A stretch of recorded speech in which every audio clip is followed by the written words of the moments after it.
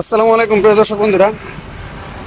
সালাউদ্দিন আহমেদ, স্বরাষ্ট্রমন্ত্রী সালাউদ্দিন আহমেদ, আমি তাকে কিছু কথা বলতে চাই আজকের ভিডিওর মাধ্যমে। সেটা হচ্ছে, দেখেন, আপনি ভুলে যাবেন না আপনি একটি গণতান্ত্রিক দেশের স্বরাষ্ট্রমন্ত্রী। যদি কোনো গণতান্ত্রিক দেশের স্বরাষ্ট্রমন্ত্রী হিসেবে আপনি দায়িত্ব পেয়ে থাকেন, তাহলে গণমত এটাকে আপনার প্রায়োরিটি, আপনার ফার্স্ট প্রায়োরিটি থাকবে গণমত, গণভোট এবং গণমত।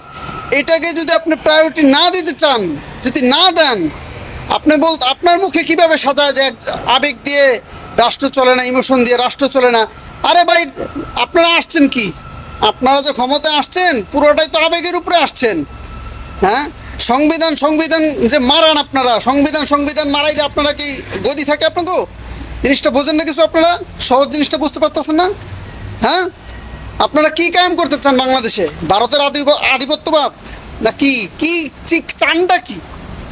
কি চান আপনারা? বাংলার জনগণ ভারতের গোলামি, ভারতের আধিপত্যবাদ মেনে নেবে না। যেখানে আপনাদের দেশনেত্রী বেগম খালেদা জিয়া, সে সরাসরি কথা বলেছে, যেদিন জনগণের সরকার ক্ষমতা আসবে ৭২-এর সংবিধান ছুঁড়ে মেরে ফেলে দেবে। কেন? কারণ ৭২-এর সংবিধান ছিল বাংলাদেশকে ভারতের একটা প্রেসক্রিপশন। এটা ছিল ৭২-এর সংবিধান। বাংলাদেশের জনগণ প্রেসক্রিপশন মেনে নেবে না ভারতের। মাইন্ডেড।